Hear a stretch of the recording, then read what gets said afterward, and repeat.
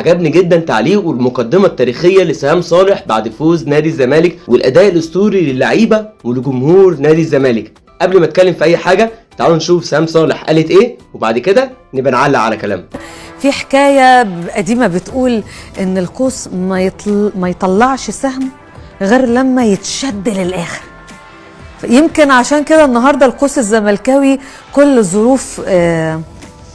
ما الظروف تشده اكتر سهمه يحلق اعلى. النهارده كان اختبار لشخصيه الزمالك اللي دايما بتكون حاضره وفي الميعاد، شخصيه مش يعني اعتقد انها نقدر نقول النهارده انه شخصيه الزمالك ما بتفرقش معاها لا ايقاف قيد ولا ديون على النادي بملايين الجنيهات ولا لعيبه راحت ولا خزينه النادي ما فيهاش فلوس. النهارده تحس ان الزمالك بيلعب وسط كل الظروف الصعبه دي، تحس انه ما عندوش مشاكل، تحس انه نادي مستقر. النهارده تلاقي الزمالك يفوز على كايزر تشيفز في مباراه الحسم والتاهل لدور الثمانيه. الزمالك النهارده قدام كايزر تشيفز يعني فريق سابقه في الترتيب، فريق امكانياته ضخمه، كل حاجه متوفره ليه.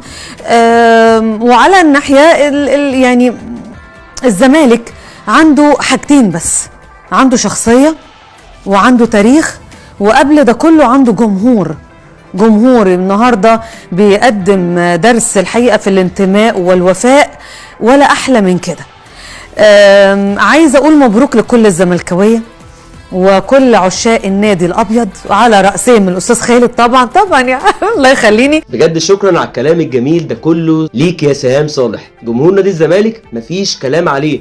تخيلي معايا كده جمهور بيمشي من فرقته اللعيبه الصف الاول، لعيبه نجوم سوبر ستارز. امام عاشور قد ايه بيفرق دلوقتي مع النادي الاهلي، احمد سيد زيزو قد ايه بيفرق غيابه برده على النادي الاهلي، لعيبه تقيله. فرجاني ساسي قبل كده، مصطفى محمد ابو جبل، طارق حامد، بن شرقي، لعيبه تساوي ملايين كلها مشيت نادي الزمالك، ونادي الزمالك لسه موجود، ونادي الزمالك بيحارب، وجمهور نادي الزمالك هو الوحيد اللي مصدق، وهو الوحيد اللي واثق في فريقه، وهو الوحيد اللي واثق في تاريخ نادي الزمالك، وهو اللي عارف ومصدق ومآمن ان نادي الزمالك هياخد بطوله السنه دي كبطوله دوري او كونفدراليه او كاس مصر.